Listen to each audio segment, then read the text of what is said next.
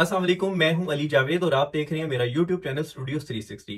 आज मैं आपको डेनमार्क की फ्लैग की हिस्ट्री के बारे में थोड़ा सा बताऊंगा, मगर उससे पहले अगर अभी तक आपने मेरे चैनल को सब्सक्राइब नहीं किया तो चैनल को सब्सक्राइब कर लीजिए और बेल आइकन के बटन को जरूर दबा दीजिए ताकि आइंदा आने वाली जितनी भी वीडियोस हैं वो आप तक पहुंचती रहे।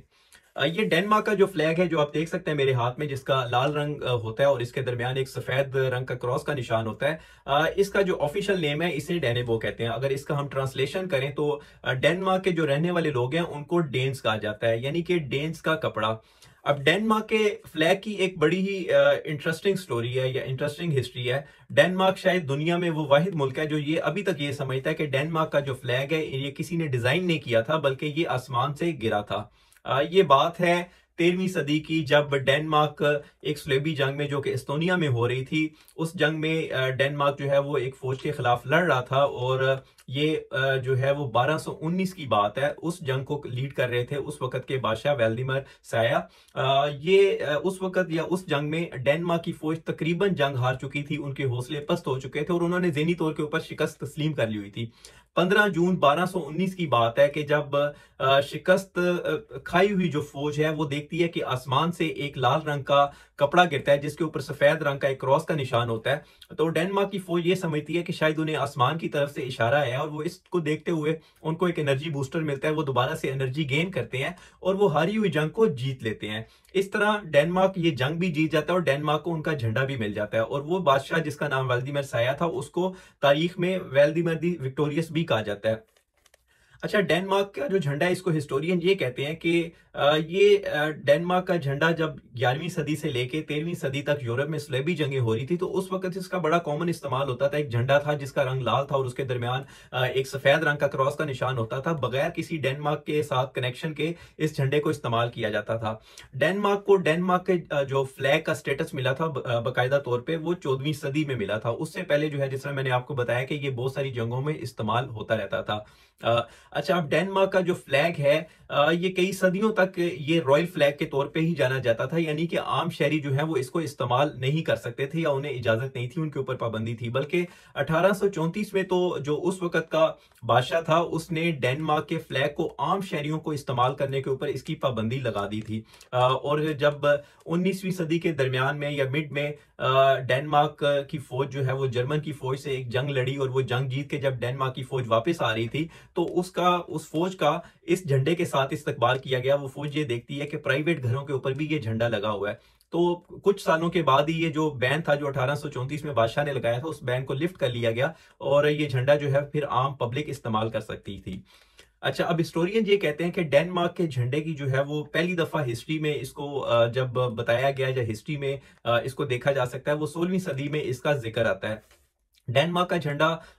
दुनिया में सबसे ज्यादा पुराना झंडा है। जिस तरह 1219 में मैंने आपको बताया कि ये झंडा मंजर आम पे आया, तो 1912 में ये 800 साल का हो चुका चुका था और अब ये दुनिया में सबसे ज्यादा पुराने झंडे के तौर के ऊपर भी जाना जाता है। अच्छा, एक और बड़ी इंटरेस्टिंग बात यह है कि डेनमार्क जो दुनिया में शायद उन ममालिक में इसका शुमार होता है जिसके झंडे का सबसे ज्यादा इस्तेमाल किया जाता है। यहाँ पे जिस तरह मैं आपको मिसाल के तौर पे बताता हूँ कि जब बर्थडेज होती हैं तो बर्थडेज के ऊपर झंडा जो है वो बड़ा कॉमनली यहाँ पे इस्तेमाल किया जाता है, आम शहरी इसको इस्तेमाल करते हैं। इस तरह कोई खुशी का मौका होता है तो झंडे को जो है वो इस्तेमाल किया जाता है। इसी तरह अगर किसी के यहाँ गमी होती है तो हम वैसे भी देखते हैं कि झंडे को जो है वो आधा चढ़ाया जाता है और इस तरह वो झंडा उसका इस्तेमाल इस तरह भी किया जाता है। और जब डेनमार्क के लोग बाहर जाते हैं वो अपने साथ अपना झंडा भी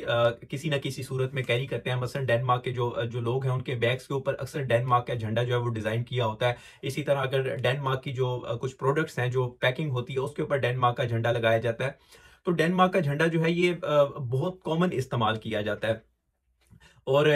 शायद इसकी दूसरी वजह यह भी है कि डेनमार्क के फ्लैग के हवाले से कोई लॉ नहीं है। 19वीं सदी के मिड में जो है इस बात को जो है वो इसके ऊपर बहस हुई कि क्या डेनमार्क के झंडे के हवाले से कोई कानून बनाया जाए, मगर बाद में इस बात को ये कह के रद्द कर दिया गया कि डेनमार्क का जो फ्लैग है वो शायद अब लोग उसको इतना एक्सेप्ट नहीं करेंगे क्योंकि डेनमार्क के लोग इसको बहुत ज्यादा इस्तेमाल करना शुरू हो चुके हैं। अब डेनमार्क का जो नेशनल डे है या नेशनल फ्लैग डे आप इसे कह लीजिए, ये वाल्डिमर दी विक्टोरियस के नाम से इसको जो है वो मनाया जाता है। 15 जून, हर साल 15 जून को मनाया जाता है और पहली दफा 1913 में इसको जो है वो नेशनल डे के तौर के ऊपर जो नेशनल फ्लैग डे है या वाल्डिमर डे है इसको मनाया गया और फिर बाकायदा हर साल 15 जून को ये दिन मनाया जाता है।